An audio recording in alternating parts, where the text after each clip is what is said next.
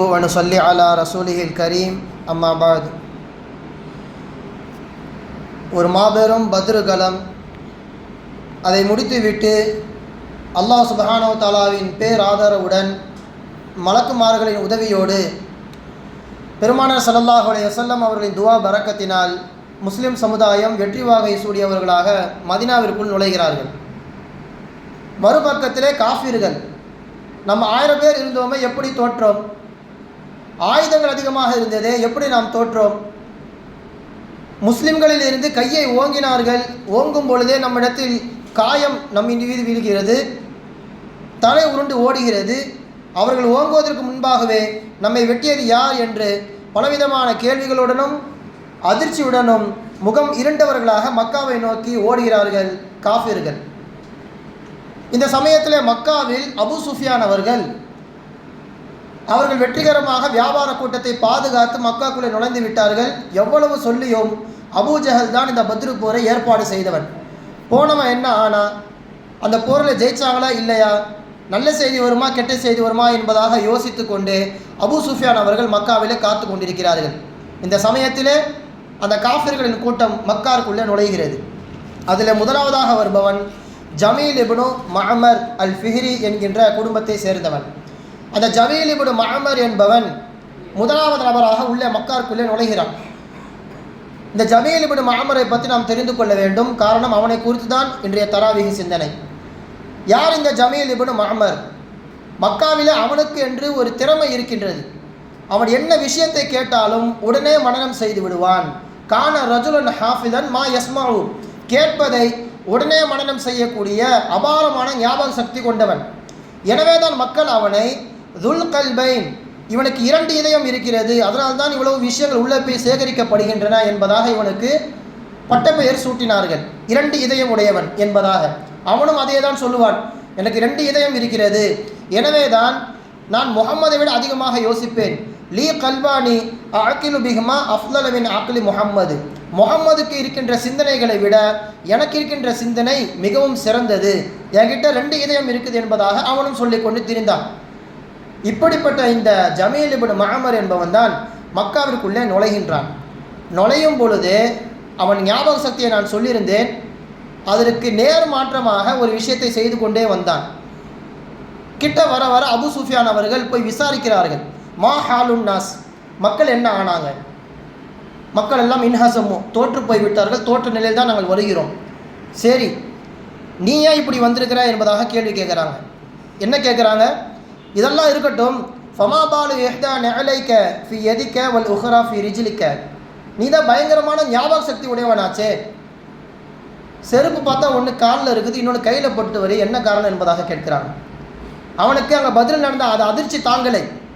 அங்கே நடந்த அதிசயங்களை கண்டுவிட்டு வருகின்ற பொழுது பாலைவன சூடும் அவனுக்கு தெரியவில்லை, கல் முள்ளும் அவனுக்கு தெரியவில்லை, தப்பித்தால் போதும் என்று ஒரு செருப்பை காலிலும் இன்னொரு செருப்பை கையிலும் போட்டுக்கொண்டு வருகிறான். அபூ சுஃபியான் அவர்கள் ஆச்சரியத்தோடு கேட்க, அப்போ தான் முதல்ல அவன் கையை பார்க்குறான், என்ன செருப்பு நம்ம கையில் இருக்குது. வமா ஷஅர்து இல்லா அன்னஹுமா ஃபி ரிஜ்லைய, 2 செருப்பையுமே நான் காலில் தான் போட்டுட்டு வரேன் என்பதாக இவ்வளோ நேரம் நினச்சிட்டு இருந்தேன், இப்போ நீங்கள் சொல்லி தான் எனக்கு கையில் போட்டுறதே தெரியும் என்பதாக அவன் சொல்கிறான். அப்போ அபூ சுஃபியான் அவங்க சிரிச்சுக்கிட்டே சொன்னாங்களா, ஏன்டா டேய், உன்னை இவ்வளோ நாள் மக்கள் எல்லாம் என்ன சொன்னாங்க, 2 இதயம் இருக்குது, பயங்கரமான ஞாபக சக்தி இருக்குது என்பதாக உன்னை சொல்லிட்டு இருந்தாங்க.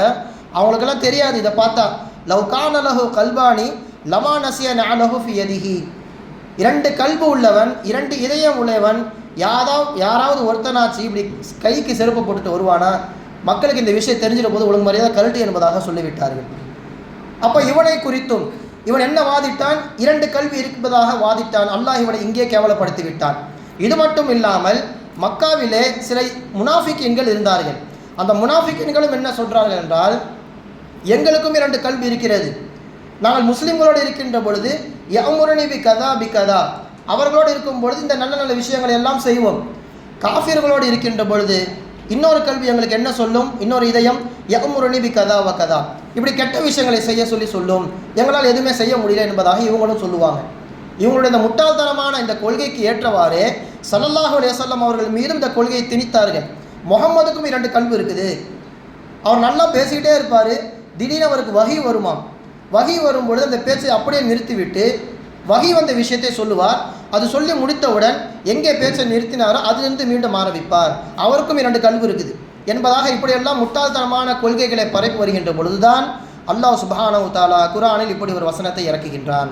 மா ஜஅலல்லாஹு லிரஜுலின் மின் கல்பைனி ஃபீ ஜௌஃபிஹி. எந்த ஒரு மனிதருக்கும் அல்லது எந்த ஒரு ஆணுக்கும் உடலிலே உள்புறத்திலே 2 கல்பை 2 இதயத்தை யாருக்கும் நாம் ஆக்கவில்லை. அதுவெல்லாம் மனிதர்கள் சொல்கின்ற வெற்று பேச்சு. அவனுக்குள்ளேருந்து கெட்ட விஷயங்கள் வருதா, நல்ல விஷயம் வருதா, அதை அவனே உண்டாக்கி கொண்டது. வேறு வேறு கல்விலிருந்தெல்லாம் வருவில்லை என்பதாக அல்லாஹ் சுப்ஹானஹு தஆலா மறுக்கும் விதமாக இங்கே இந்த ஆயத்தை இறக்குகின்றான். இந்த இடத்துல நம்ம அல்லாஹ்வின் வார்த்தை பிரயோகத்தையும் பார்க்க வேண்டும். அல்லாஹ் எந்த அளவிற்கு நளினமான முறையில் மிக ஹிக்மத்தாக அல்லாஹ் தந்த வசனத்தை இறக்கியிருக்கிறான் என்று பாருங்கள். ரஜுல் என்கின்ற வார்த்தைக்கு மனிதன் என்பதாகவும் அர்த்தம் வைக்கலாம், ஆண் என்பதாகவும் அர்த்தம் வைக்கலாம். ஆண் என்று நீங்கள் வைத்து கொண்டால் ஒரு ஆணுடைய உடம்பிலே அல்லாஹ் 2 கல்வை 2 இதயத்தை ஆக்கவில்லை என்று பொருள் வைத்து கொண்டால் மறுபக்கத்தில் இன்னொரு கேள்வி வரும். அப்போ பெண்ணுக்கு 2 இதயம் இருக்குதா? பெண்களுக்கு 2 இதயமே இல்லையா? அப்போ அல்லாஹ் ரஜுல் ஆண் என்பதாக பயன்படுத்தியிருக்கின்றானே என்ன பொருள் என்பதாக யாரேனும் வாதமாக வைத்தால் இமாம் பெருமக்கள் விளக்கம் தருகின்றார்கள். பெண்ணுக்கு 2 இதயம் என்பது கிடையாது தான். ஆனால் கர்ப்ப காலத்தில் ஒரு பெண் குழந்தையை சுமக்குகின்ற பொழுது அந்த குழந்தைக்கு ஒரு இதயம் இருக்கும் அல்லவா? அப்போ அந்த உடலிலே 2 இதயம் வருவதை போன்று ஒரு சாத்தியம் ஏற்படுகின்றது. அல்லது 2-3 குழந்தைகள் வந்தால் இதயங்கள் பல இருப்பதை போன்று சாத்தியம் வருகிறது. எனவே தான் அல்லாஹு தஆலா வார்த்தையில் கூட பெண்களை இந்த இடத்தில் பயன்படுத்தவில்லை, ஆண் என்பதாக பயன்படுத்தியிருக்கிறான் என்று இமாம் பெருமக்கள் மிக அழகாக விளக்கம் தருவார்கள். எனவே நாம் நம்முடைய உள்ளத்தை எப்படி வைத்துக் கொள்ள வேண்டும்? நாம் தவறு செய்துவிட்டு 2 இதயம் இருக்கிறது என்பதாக முனாஃபிக்குகள் சொல்கின்ற குற்றச்சாட்டை வைக்கக்கூடாது. இது வெளிப்படையாக தெரிகின்ற ஒரு விஷயம். பொதுவாகவே குர்ஆனை பொறுத்த வரைக்கும் லாஹிரி பாத்தினி என்று 2 விதமான அர்த்தங்கள் சொல்லப்படும். வெளிப்படையாக படிக்கும் பொழுது ஒரு அர்த்தம் அல்லாஹு தஆலா சொல்லியிருப்பான். அது உள்ரங்கத்திலே விளக்கங்களை எடுக்க எடுக்க அதிலிருந்து பொருள்கள் பல்வேறு பல்கி பெருகி கொண்டிருக்கும். இமாம் பெருமக்கள் சொல்கின்றார்கள், இங்கே அல்லாஹு தஆலா 2 இதயம் என்று சொன்னது உண்மையான இதயத்தை கிடையாது. அதை இப்படியும் நீங்கள் பொருள் வைக்கலாம். ஒருவருடைய இதயத்திலே ஒருவரின் உட்புறத்திலே ஈமானும் குஃபுரும், அல்லாஹ்வை ஏற்றுக்கொள்ளுதலும் அல்லாஹ்வை மறுப்பதும் 2ம் ஒரே உடம்பிலே ஒன்று சேராது, ஒரே கல்விலே ஒன்று சேராது என்பதாக வைத்துக் கொள்ள வேண்டும். யாருடைய உள்ளத்திலேயும் நேர்வழியும் ஹிதாயத்தும் லலாலத்தும் ஒன்று சேர்ந்து இருக்காது. அதைத்தான் அல்லாஹ் தஆலா இங்கே நாடுகிறான் என்பதாக இதற்கு மாற்று பொருளையும் உள்ரங்கமாக இதை விளங்கிக் கொள்ள வேண்டும் என்பதாக இமாம் பெருமக்கள் விளக்கம் வைக்கிறார்கள். கண்ணியத்திற்குரியவர்களே, நாம் குர்ஆனின் உள்ரங்கமான அர்த்தத்தையும் நாம் விளங்கிக் கொள்வது அவசியம். நம்முடைய இந்த உள்ளத்திலே உலகத்தையும் வைத்துக்கொண்டு மறுமைக்கான ஆசையும் நாம் வைத்துக்கொண்டு உலகத்தில் ஒருபோதும் வாழ முடியாது. எதனால்? ஒன்று தான் மிகைக்கும். ஒன்று உலகம் அல்லது மறுமை. இதைத்தான் அல்லாஹு தாலாவும் ஹஜ்ரத் தாவூத் அலைஹிஸ்ஸலாம் அவர்களுக்கு சொல்லி காண்பிக்கிறான். தாவூத் அலைஹிஸ்ஸலாம் அவர்களே, உங்கள் உள்ளத்திலே உலகத்தையும் வைத்துக்கொண்டு என்னையும் நீங்கள் அன்பு கொண்டால் ஒருபோதும் அது உள்ளத்தில் நிலைக்காது, அது ஹராமான உள்ளமாக மாறிவிடும்.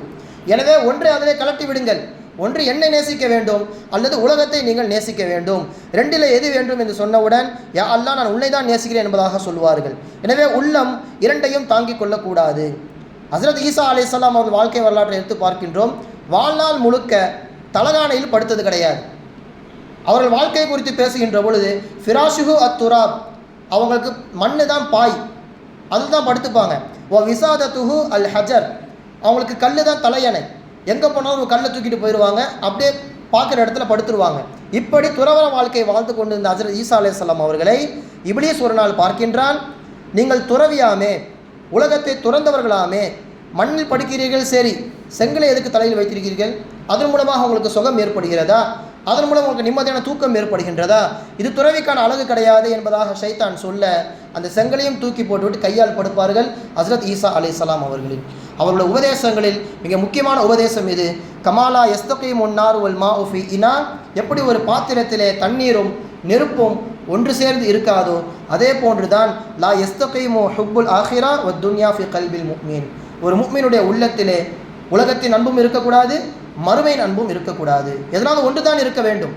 மறுமையின் அன்பே மிகவும் சிறந்தது என்பதாக உங்களுக்கு நான் சொல்கிறேன் என்று சொல்வார்கள் ஹஜ்ரத் ஈசா அலைஹிஸ்ஸலாம் அவர்கள்.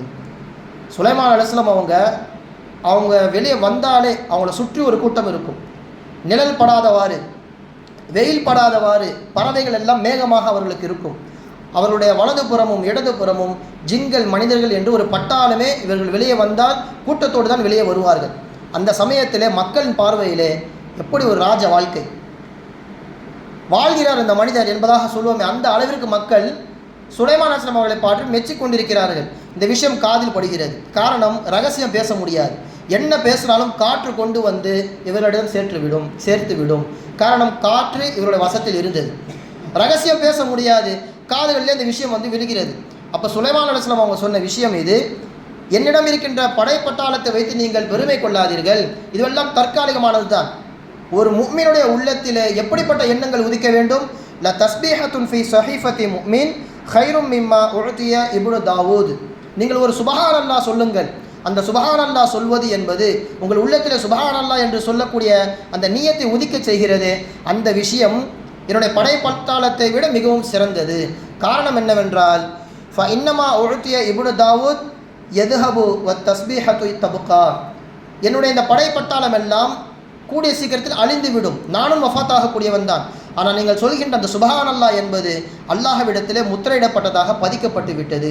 எனவே உங்கள் உள்ளத்திலே உலகத்தை கண்டு நீங்கள் மெச்சாதீர்கள், அல்லாஹ்வின் திக்ரை கொண்டு நீங்கள் உங்களை தயார்படுத்திக் கொள்ளுங்கள் என்பதாக சொல்வார்கள் சுலைமான் அலைஹிஸ்ஸலாம் அவர்கள். இப்போ அந்த அளவிற்கு அல்லாஹ் சுப்ஹானஹு வ தஆலா இந்த கல்வி என்கின்ற வார்த்தையை பயன்படுத்தியே காஃபிர்களின் கூட்டத்துக்கு அல்லாஹு தஆலா மறுப்பையும் கொடுக்கின்றான், மறுபக்கத்தில் முஃமின்களுக்கான உபதேசத்தையும் கொடுக்கின்றான். குர்ஆனுடைய ஸ்பெஷாலிட்டியே இதுதான். குர்ஆனில் பார்த்தால் தெரியும், லுக்மான் அலைஹிஸ்ஸலாம் அந்த சூறாவிலே அல்லாஹு தஆலா சொல்லுவான், உலகம் முழுக்க இருக்கின்ற மரத்தை நீங்கள் பேனாவாக மாற்றுங்கள், உலகத்தில் இருக்கின்ற எல்லா கடல்களையும் நீங்கள் மையாக மாற்றுங்கள். இந்த இரண்டையும் நீங்கள் பயன்படுத்தி அல்லாஹ்வின் வார்த்தைகளுக்கு நீங்கள் விளக்கம் எழுத ஆரம்பித்தால் இரண்டும் தீர்ந்து போகும். அல்லாஹ்வின் வார்த்தையை நீங்கள் ஒருபோதும் விளக்கி முடிக்கவே முடியாது என்பதாக சொல்லுவான் அல்லாஹ் சுப்ஹானஹு வ தஆலா. அந்த அளவிற்கு குர்ஆனுடைய ஞானங்கள் என்பது பல்கி பெருகி காணப்படுகின்றன. எல்லாம் அல்லாஹ் சுப்ஹானஹு வ தஆலா குர்ஆனை முழுமையாக விளங்கிக் கொண்டு அதன்படி அமல் செய்யக்கூடிய தௌஃபீக்கினை வழங்குவானாக. வ ஆகிரு தஅவானா அல்ஹம்துலில்லாஹி ரப்பில் ஆலமீன். அஸ்ஸலாமு அலைக்கும் வரஹ்மத்துல்லாஹி வபரகாத்துஹு.